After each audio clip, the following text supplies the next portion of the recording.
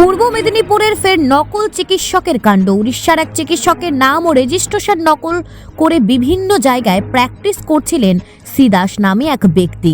দীঘা, এগরা, হেরিয়া, নরঘাট, রাধামণিতে তিনি medicine, thyroid, nerve বিশেষজ্ঞ পরিচয়ে চিকিৎসা চালাতেন। 9 মাস আগে খিচুড়িতে এক শিক্ষকের মৃত্যু হলে সন্দেহের দানা বাঁধে।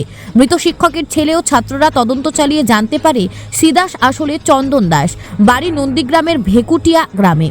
তার কোনো বৈধ ডিগ্রি নেই। শুক্রবার রাতে নন্দকুমারের এক মেডিকেল হলে হাতে নাতে ধরা পড়েন তিনি। ছাত্ররা রোগীর ছদ্মবেশে তার চেম্বারে গিয়ে নকল রেজিস্ট্রেশনের বিষয়টি সামনে আনেন। মুহূর্তেই রোগী ও স্থানীয়দের ক্ষোভে ফেটে পড়ে। চন্দন দাস হাত জোর করে ক্ষমা চান, মুচলেখা দেন। তিনি তাতেও রেহাই মেলেনি। নন্দকুমার থানার পুলিশ তাকে গ্রেপ্তার করেছে। ভুয়ো চিকিৎসকের এমন দৌরাত্মে ক্ষোভে ফুঁসছে স্থানীয়রা।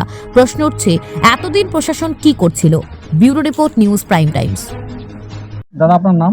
আমার নাম তাপস দা, সবাই তাপস দা হিসেবেই জানে। একটু হ্যাঁ দাদা, আপনাদের এই যে ডাক্তারকে ধরলেন বা কি করলেন, কি এর বিষয়টা বলুন তো।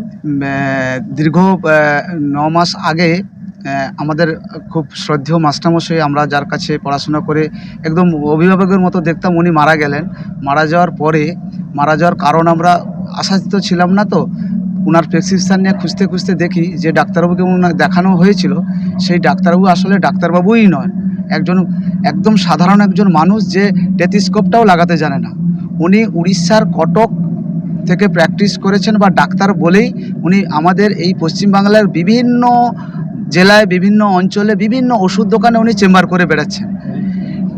এবং উনি করেছেন কি, উড়িষ্যার একজন প্রফেসর ডক্টর চন্দন দাস, উনার নাম নিয়ে উনি তার রেজিস্ট্রেশন নাম্বারকে নকল করে, প্যাড, স্ট্যাম্প, সিল যা হয় তা নকল করে পুরো রুগী দেখা শুরু করে দিয়েছেন দীর্ঘ বছর ধরে। আমাদের এই মাস্টারমশাই মারা যাওয়ার পরে শুরু করে তদন্ত করতে গিয়ে দেখলাম যে উনি ডাক্তার নয়, অন্য একজন ডাক্তারবাবুর, সেই উড়িষ্যার ডাক্তারবাবুর রেজিস্টার নকল করে উনি ডাক্তারি করে এরকমভাবে চালিয়ে যাচ্ছেন।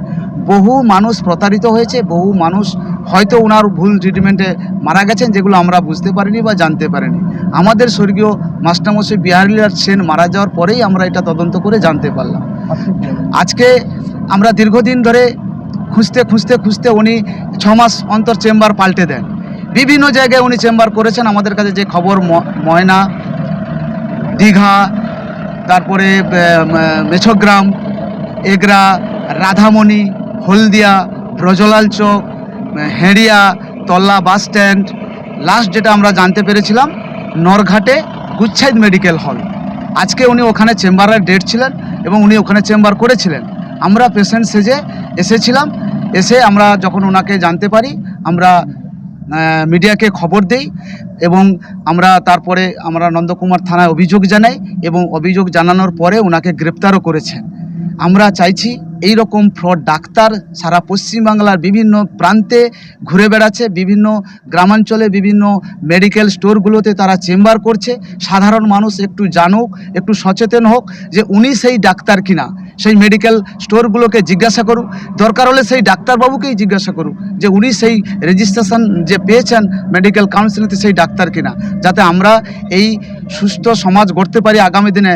অন্তত সুন্দর ডাক্তারবাবুর হাতে আমরা যেন সেবাটা পাই। একজন ডাক্তারকে আমরা ভগবানের চোখে দেখি, আর সেই ভগবানের যাকে আমরা চোখে দেখি তার প্রেসক্রিপশান নকল করে ছাপিয়ে এরকম বহু মানুষ ডাক্তারি করে আমাদেরকে প্রতারিত করছে, সাধারণ মানুষকে সর্বশান্ত করছে, ভুয়ো ওষুধ খাওয়াচ্ছে, ভুরি ওষুধ খাইয়ে টেস্ট লিখিয়ে আমাদেরকে সর্বশান্ত করছে। এর থেকে এই সমাজটাকে আমরা চাইছি এইভাবে যারা আছে তারা যেন সজাগ হয়, সাধারণ মানুষ যেন একটু সচেতনভাবে চলে ডাক্তারটা দেখানোর আগে। তার জন্য আমাদের সরকারি অনেক হসপিটাল আছে। আমরা জানি সরকারি হসপিটালে সব নামি দামি ডাক্তাররা থাকে। আমরা আজকে অন্যদিকে চলে যাচ্ছি। আমরা সরকারি ডাক্তার, সরকারি হসপিটাল বাদ দিয়ে আজকে এইসব মেডিকেল সেন্টারগুলোতে চলে যাচ্ছি। আমার নাম তাপস দা। আপনার নাম? আমার নাম শেখ কাসফর দইয়া। আপনাদের এলাকায় এরকম জালি ডাক্তার ধরা পড়লো, কি বলবেন? বিষয়টা আমাদের নলেজে ছিল না। এই আপনারা না আসবেন না আমরা জানতে পারবো। অ্যাকচুয়ালি এখানে সমস্ত পেশেন্ট আছে, বিভিন্ন ডাক্তারবাবুরাও বসেন।